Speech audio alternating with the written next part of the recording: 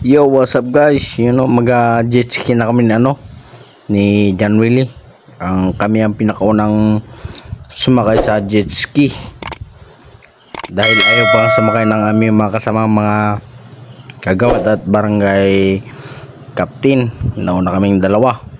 Yan, ako ang nag-drive guys. First time mag-drive ng jet ski.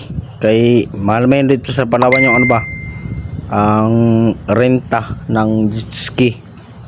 Kaya yan, medyo kinakapa ko pa yung silindro niya. Ibang klase pala yan guys. Sa daliri. Yan hinahataw-taw ko na guys. Medyo siya, medyo alanganin yung pigain kasi wala pang control gaano yung kamay ko. Yan tawa-taw. Ikot-ikot lang kami dyan. Inikot-ikot ko lang guys kasi marami pa kami sunod-sunod dyan magpapalit-palitan habang nag-jet ski. Yan hinatawa-taw ko na guys. Alon-alon siya. Ganito pala kasi magsakay ng jet ski. Dati nakikita ko lang ito sa Iloilo, Palawan. Kaso lang hindi afford yung pagsakay ng jet ski. Mahal kasi ang renta. Dito pala sa Davao libre lang. Salamat kay Senator Bongo dahil may free tour na, may may free jet ski pa.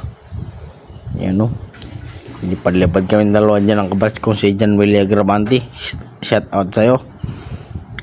Walay na kami ngayon na-shy kami ni John Willie. Na-shy kunyari. Kaya kami dalawang unang sumakay. Yan lagi suka. Katawa-tawa na nging. Ganyan pala yan. Pwede na pala yan panglaban ng bangkarira. Inikot-ikot ko lang siya dyan guys para ma-feel namin kung paano ba yung niya, yung maniobra. Kasi ang sinasakyan ko lang talaga ay pambot yung bangka ko na pambot. Yan inikot-ikot ko lang niya guys. Left right sabay sa parting gilid pala guys. Hindi ko diretso. Binitawan na ako ng ng aming tour guide na ako na lang mag-drive.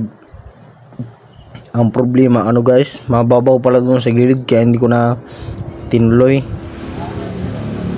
Kaya maya niyan magpapalit na kami dyan Willie ng pag-drive para siya naman kasi lang sa isang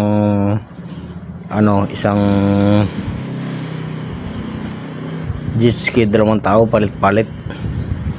Yan ihinto ko niya gas bago si John Willie naman ang drive. Palit kami ng posisyon.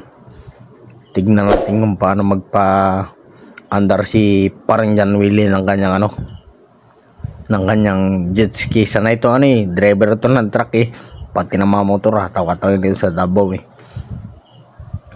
Ayan siya. Yan na guys.